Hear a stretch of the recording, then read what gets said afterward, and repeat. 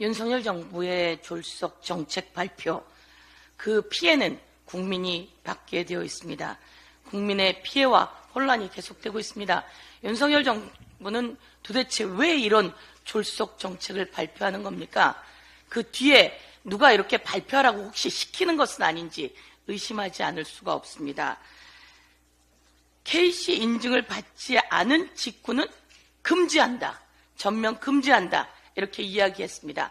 KC 인증을 받지 않은 직구는 안전을 위해 전면 금지한다. 안전을 위해라고 하는 말 때문에 타당한가라고 흔들릴 뻔했습니다. 그런데 KC 인증을 받아야만 그 직구를 허용한다라고 이야기를 했습니다. KC 인증이 민간에게 확대되었습니다. 국가가 KC 인증을 하던 것을 민간으로 확대시켰습니다. KC 인증을 민간이 하게도 되어 있습니다. 그럼 이 KC 인증을 받아야 한다라고 하는 이유는 또한 무엇일까요? KC 인증을 하는 회사들도 민간도 이익을 보게 되어 있죠. 이 KC 인증을 하는 민관과 회사 등은 또 누구에게 잘 보이려고 할까? 누가 이것으로 이득을 갖는 것일까? 의심을 하지 않을 수 없고, 이런 의심과 의혹이 인터넷상에 아주 확산되어 있다는 것을 국민 여러분께 알려드리고 싶습니다. KC 인증을 하지 않으면 모두 다 금지한다 라고 이야기했다가 모두 막는 것은 가능한 이야기가 아닙니다 라고 이렇게 사흘 만에 번복을 합니다. 이런 사람이 국무 2차장입니다. 이런 사람 그러면 그대로 둬야 합니까?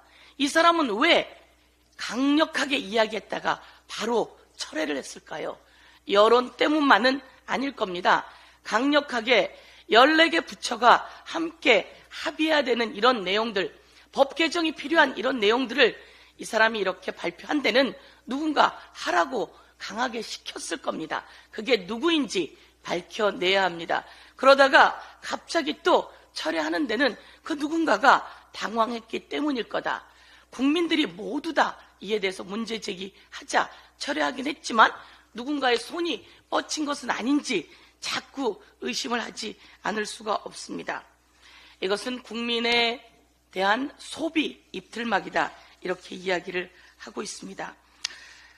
과거 주 69시간 노동시간 도입 때도 마찬가지로 대통령의 졸속 정책 발표가 있었는데, 이에 대해서 노동자와 그 가족들 그리고 국민이 모두 문제 제기하자 철회하고 지금까지 유야무야하고 있습니다. 수능 킬러 문항 폐지도 그러했습니다. 만 5세 초등학교 입학 또 이런 방식으로 졸속으로 발표했다가 또 철회했습니다. 그냥 던지고 보는 윤석열 정권의 졸속 정책, 과연 그냥 졸속일까요? 아니면 누가 뒤에서 지시하고 배후 조정하는 것일까요? 문제를 제기하지 않을 수 없습니다. 김건희 여사 관련해서도 이야기하겠습니다. 도이치모터스 주가 조작을 한 사람은 김건희입니다. 그리고 명품백을 받은 사람은 김건희입니다. 명품백을 밟는 그 현장에서 인사에 개입하는 듯한 전화를 한 국정농단의 의혹 대상자도 김건희 여사입니다. 그런데 김건희 여사가 아크로비스타에서 이사 가면서 버린 책들을 현장에서 찾아서 언론에 알린 그 사람이 검찰에 소환된다고 합니다. 참고인으로 소환이라고 하긴 하지만요, 김건희 여사를 한 번도 소환하지 못한 검찰, 주가 조작 때도 소환하지 못하고 명품백 수수 때는 소환을 이야기했다가 그 중앙지검장 등 관계 검사들이 모두 다 통째로 인사 조치되었습니다. 이런 상황 속에서 김건희 여사는 소환 한 번 하지 못하고 이젠 소환이란 얘기가 쏙 들어간 상태에서 그 책을 찾아서 언론에 알린 사람을 소환하겠다고 합니다. 이게 대한민국입니까? 이게 나라입니까?